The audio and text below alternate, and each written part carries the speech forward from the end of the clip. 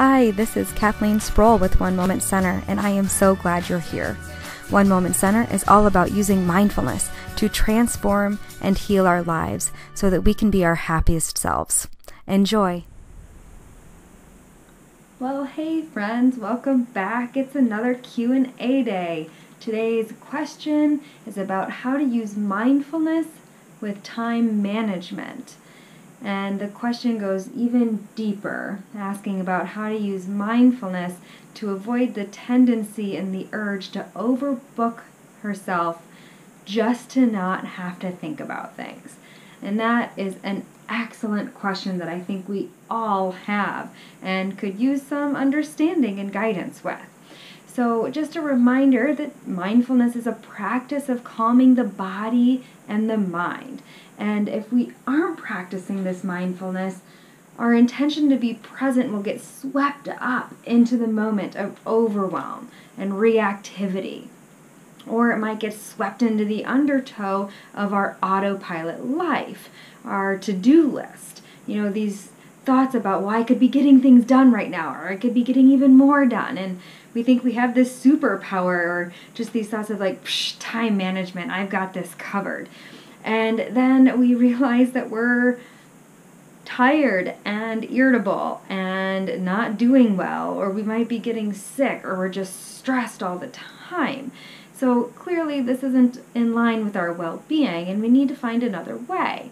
And when we can do this, when we can really lean into mindfulness and lean into the practice of calming our body and mind, we develop an ability to have insight into ourselves, developing wisdom and compassion, which sounds pretty great.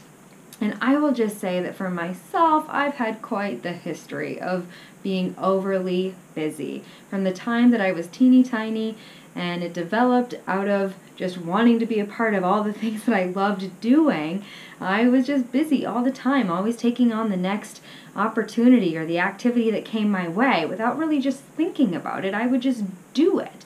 And it wasn't until I realized in my adult life how this was not always in my best interest.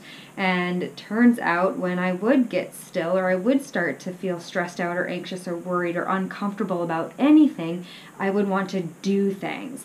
So I would want to take on the next opportunity that came around the corner, even if it wasn't necessarily something that I really had a passion for. Or I would just refer to my to-do list and found that comforting. Things like this. And so I have quite the history, like I said, of doing things to not think, to not feel my feelings, and not be with myself and whatever might be under the surface that wasn't feeling good. So it took quite some time of developing a mindfulness practice, but the more that I did this, the more I was using mindfulness, I was beginning to realize this, that I was using doing things to not be, and to not think about things, and to not sit with things, and to feel things. And even though it was convenient to just pick up my running shoes or my to-do list or the phone calls that I had to make or the homework that needed to be done, whatever it was, I started getting still instead. And it was tough. I had to do more of these like mini practices at first. So this might be some guidance for you as well if it feels like the right fit for you. Doing some mini practices instead of sitting down for half an hour, that would be too overwhelming at first. So stopping and just noticing my breath and noticing how I was feeling for a minute, maybe 5 minutes tops. And then putting my self-care first, making it a daily priority. Because as it turns out, my priorities really needed to change.